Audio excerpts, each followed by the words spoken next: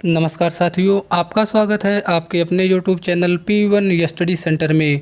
साथियों, इस वीडियो के माध्यम से हम लोग RRB NTPC एग्ज़ाम के लिए जीके जीएस और करंट अफेयर के प्रश्नों की प्रैक्टिस करेंगे। करंट अफेयर के प्रश्नों के अलावा सभी प्रश्न आपके प्रीवियस ईयर के एग्ज़ाम में पूछे जा चुके हैं।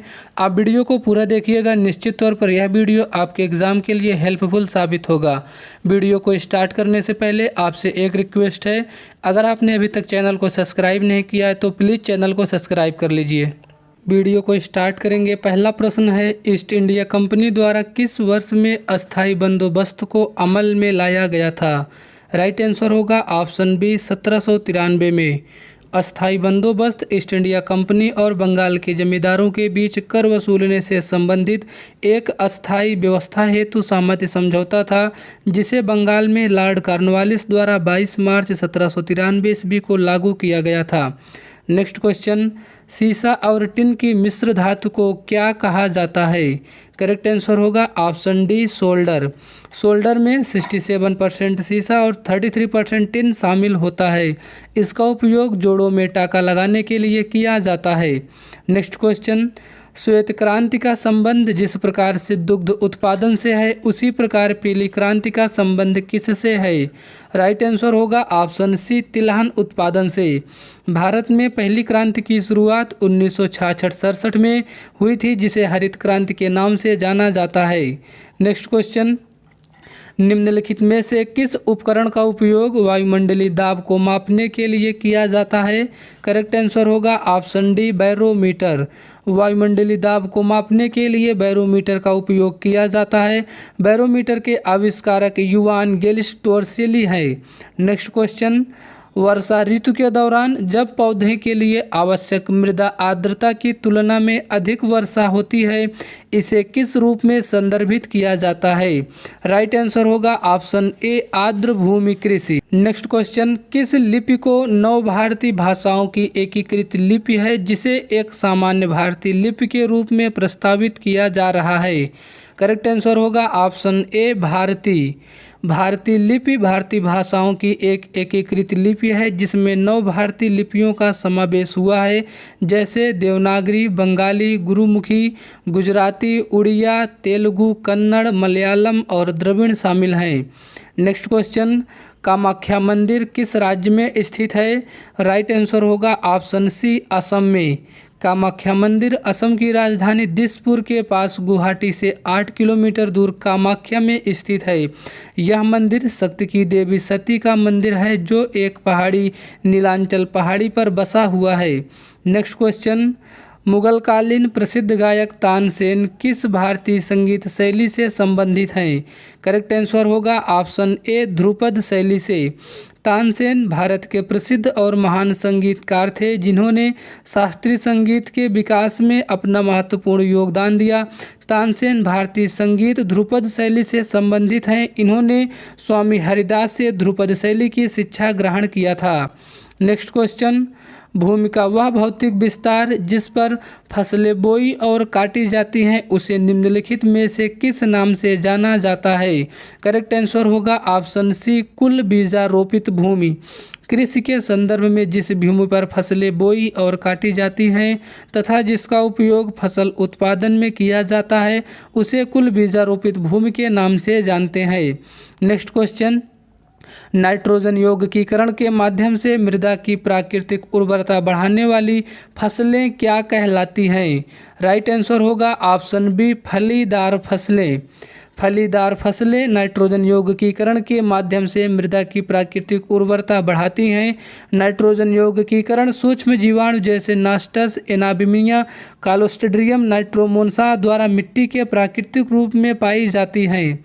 अगला प्रश्न, ग्रीन हाउस गैसों का सबसे बड़ा उत्सर्जक क्षेत्र कौन सा है?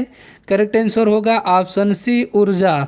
कुछ प्रमुख ग्रीन हाउस गैसें, जिसमें carbon dioxide, nitrous oxide, methane, chlorofluorocarbon, जल वाष्प एवं ओजोन आदि प्रमुख रूप से ग्रीन हाउस गैसों में शामिल हैं। नेक्स्ट क्वेश्चन, खाद्य पदार्थ, वस्त्र जैसे उत्पाद एवं मनोरंजन जैसी सेवाओं को उनके अंतिम उपभोक्ताओं द्वारा खरीदे जाने पर क्या कहा जाता है? राइट आंसर होगा ऑप्शन सी उपभोग वस्तुएं। उपभोग वह आर्थिक क्रिया है जिसमें व्यक्तिगत तथा सामूहिक आवश्यकताओं की संतुष्टि के लिए वस्तुओं और सेवाओं की उपयोगिता और उपभोग पर किया जाता है। नेक्स्ट क्वेश्चन, हमारी जीवा पर कौन सा अभिग्राही रिसेप्टर स्थित होता है? राइट आंसर होगा ऑप्शन सी, रस संवेदी। हमारी जीवा पर रस संवेदी रिसेप्टर पाए जाते हैं जो स्वाद के प्रति संवेदनशील तंत्रिका कोशिकाएं होती हैं। ये कोशिकाएं भोजन में रसायनों के प्रति संवेदनशील होती हैं। जीभ मूल रूप से 4 प्रकार के स्वाद के प्रति संवेदनशील होती है, जिसमें नमकीन, खट्टा, कड़वा और मीठा शामिल होते हैं। नेक्स्ट क्वेश्चन, 1932 का पूना पैक्ट समझौता महात्मा गांधी और इनमें से किस नेता के बीच हस्ताक्षरित किया गया था? करेक्ट आंसर होगा option D, doctor B R. Ambedkar. Poona pact अथवा पूना समझौता डॉक्टर भीमराव अंबेडकर तथा महात्मा गांधी के मध्य पुणे की यरवदा सेंट्रल जेल में 24 सितंबर 1932 को हुआ था। नेक्स्ट क्वेश्चन, प्रत्येक वृक्क में बड़ी संख्या में निस्पंदन इकाइयाँ होती हैं जिन्हें किस रूप में जाना जाता है? राइट आंसर होगा ऑप्शन सी, विक्राणु। मनुष्य एवं अन्य स्तनधारियों में मुख्य उत्सर्जी अंग एक जोड़ा वृक्क यानी कि किडनी होता है, जो रुधिर परिसंचरण में उत्सर्जी पदार्थ को हटाने साथ ही साथ रुधिर में लाभदायक तत्वों को बनाए रखने की भली भांति अनुकूल होता है। नेक्स्ट क्वेश्चन, पेशी कोशिकाओं में ऑक्सीजन की कमी होने पर पायरूवेट विभाजित होकर किस रूप में परिवर्तित हो जाता है? राइट आंसर होगा ऑप्शन बी, लैक्टिक एसिड और ऊर्जा में। नेक्स्ट क्वेश्चन, वारली लोक चित्रकार किस राज्य की एक लोक कला का रूप है? करेक्ट आंसर होगा ऑप्शन ए, महाराष्ट्र का। वारली लोक चित्रकला एक प्राचीन भारतीय कला है जो महाराष्ट्र की जनजाति वारली द्वारा बनाई जाती है। यह कला वारली समुदाय के जीवन के मूल सिद्धांतों को प्रस्तुत करती है। अगला प्रश्न, 1972 का शिमला समझौता इंदिरा गांधी और किसके मध्य हस्ताक्षरित किया गया था? करेक्ट आंसर होगा ऑप्शन ए, जुल्फिकार अली भुट्टो। 1971 में भारत पाक युद्ध के बाद 1972 में भारत में शिमला में एक संधि पर हस्ताक्षर हुए थे जिसे शिमला समझौता कहते हैं। इनमें भारत की तरफ से इंदिरा गांधी तथा पाकिस्तान की तरफ से जुल्फिकार अली भुट्टो शामिल थे।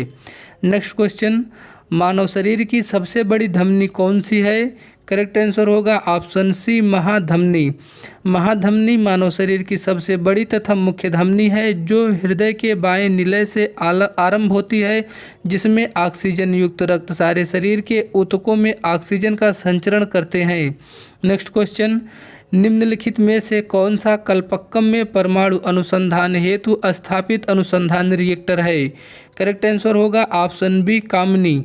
कामनी कल्पक्कम में परमाणु अनुसंधान हेतु स्थापित अनुसंधान रिएक्टर है जिसे विशेष रूप से यूरेनियम 233 ईंधन का उपयोग करने के लिए डिजाइन किया गया था। नेक्स्ट क्वेश्चन, किसी वस्तु या सेवा के मूल्य पर सरकार द्वारा लगाई गई ऊपरी सीमा को क्या कहा जाता है? राइट आंसर होगा ऑप्शन सी, अंतिम मूल्य सीमा।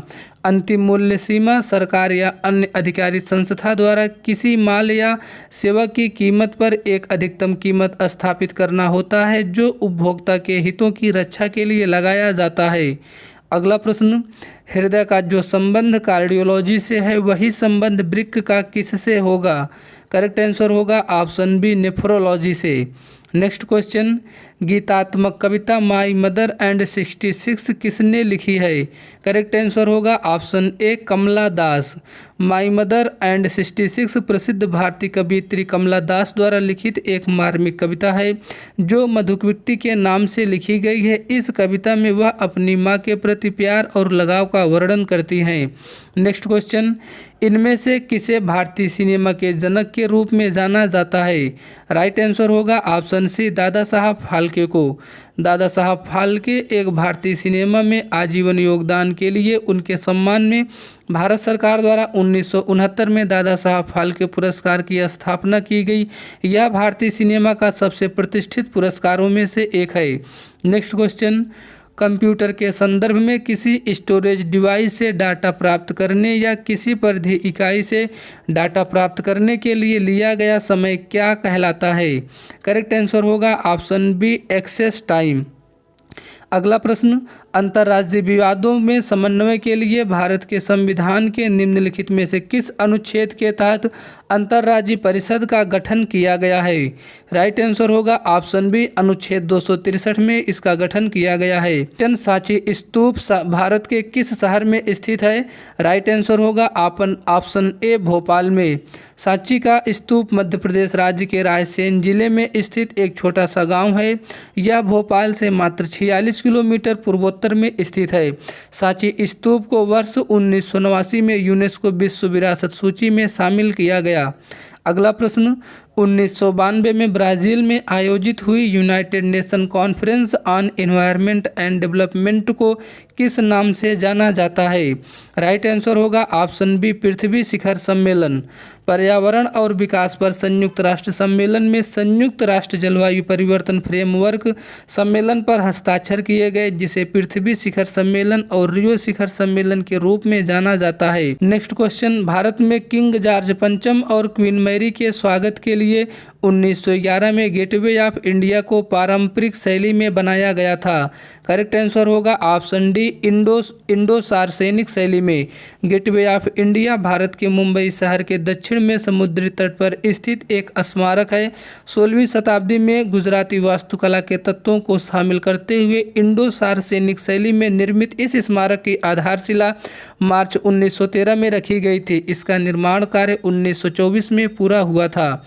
अगला प्रश्न, आधुनिक विद्युत जनरेटर किस सिद्धांत पर कार्य करता है? करेक्ट आंसर होगा ऑप्शन सी, विद्युत चुंबकीय प्रेरण के। विद्युत चुंबकीय जनित्र या विद्युत जनरेटर एक ऐसी युक्ति है जो यांत्रिक ऊर्जा को विद्युत ऊर्जा में बदलने का कार्य करती है। अगला प्रश्न, हाल ही में किस देश ने ग्रीन एनर्जी कॉरिडोर परियोजना की घोषणा की है? करेक्ट आंसर होगा ऑप्शन बी, भारत ने। अगला प्रश्न, किस भारतीय राज्य ने हाल ही में मुख्यमंत्री स्वास्थ्य सुरक्षा योजना की शुरुआत की है? राइट आंसर होगा ऑप्शन सी, बिहार ने। नेक्स्ट क्वेश्चन, महाकुंभ 2025 की तैयारी के लिए किस राज्य ने हाल ही में वेबसाइट लॉन्च की है? करेक्ट आंसर होगा ऑप्शन डी, उत्तर प्रदेश ने। अगला प्रश्न, किस भारतीय राज्य ने 13 फरवरी 2025 को राष्ट्रपति शासन लागू किया गया? करेक्ट आंसर होगा ऑप्शन ए, मणिपुर में। नेक्स्ट क्वेश्चन, विश्व छात्र दिवस हर साल किस दिन मनाया जाता है? राइट आंसर है ऑप्शन बी, 15 अक्टूबर को। नेक्स्ट क्वेश्चन, हाल ही में किस अफ्रीकी देश ने मारबर्ग वायरस के प्रकोप की सूचना दी है? करेक्ट आंसर होगा ऑप्शन डी, रवांडा ने। आगे बढ़ेंगे। नेक्स्ट क्वेश्चन, 2024 में भौतिकी का नोबेल पुरस्कार किन वैज्ञानिकों को दिया गया? राइट आंसर होगा ऑप्शन ए, जॉन हॉपफील्ड और जोफी हिंटन को। नेक्स्ट क्वेश्चन, भारत में 11वीं एशियाई तैराकी चैंपियनशिप कहाँ आयोजित की जाएगी? करेक्ट आंसर होगा ऑप्शन सी, अहमदाबाद में। नेक्स्ट क्वेश्चन, 2025 में खो खो विश्व कप किस देश ने जीता है? राइट आंसर होगा ऑप्शन ए, भारत ने। अगला प्रश्न, 38वें राष्ट्रीय खेलों का शुभंकर क्या था? करेक्ट आंसर होगा ऑप्शन ए, मौली। साथियों, ये सभी प्रश्न आपके एग्ज़ाम के लिए इम्पॉर्टेंट हैं। आप प्रश्नों की अच्छे से प्रैक्टिस करके एग्ज़ाम में जाएं। वीडियो अच्छा लगा हो वीडियो को लाइक करें। चैनल पर नए हैं तो प्लीज़ चैनल को सब्सक्राइब करें। धन्यवाद।